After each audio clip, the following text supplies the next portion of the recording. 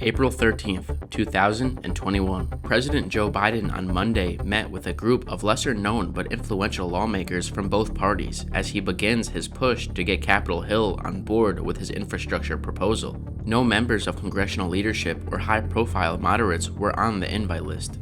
Instead, the guest list was made up of lawmakers from both parties who have a history of working on infrastructure and sit on the committees that will shape the proposal as it moves through Congress. Millions of people not able to drink water because there's lead it's coming through lead pipes. I think that's infrastructure. I think broadband is infrastructure. It's not just roads, bridges, highways, etc. That's what we're going to talk about, and I'm confident everything's going to work out perfectly. Russia has moved 80,000 troops to the border as tensions grow with Crimea and Ukraine. Tension between the neighbors has grown steadily for several weeks, with intensified skirmishes in eastern Ukraine, a region that has been mired in conflict since Russia first backed Ukrainian separatists there 7 years ago. Russian President Vladimir Putin's actions continue to raise concerns among politicians in the US and the European Union. Yemen's Houthi rebels say they are behind the attacks on Saudi Arabia's oil refineries. Houthi military spokesperson Yahya Saraya said on Twitter the group's barrage included 10 Sumah-3 drones fired at refineries in the Red Sea city of Jeddah and Jubilee in the eastern province.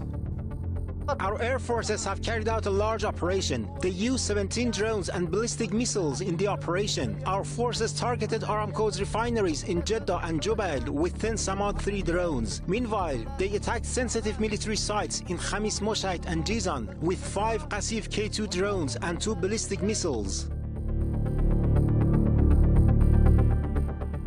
A suburban Minneapolis police officer grabbed her gun instead of her taser during an arrest and fired a shot that killed a 20-year-old unarmed black man in what authorities are calling an accidental shooting. The details and body-worn camera footage were released Monday by police in Brooklyn Center, Minnesota, providing an account of what happened as officers tried to detain Daunte Wright on Sunday following a traffic stop.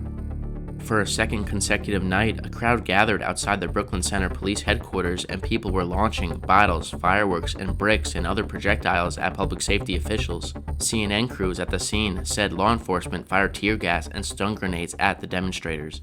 One officer had fired a weapon, striking the driver. The vehicle continued and eventually crashed, and medical resources were then deployed to the scene to aid the people in both the vehicle that was crashed into and the original group. The driver of the vehicle was deceased.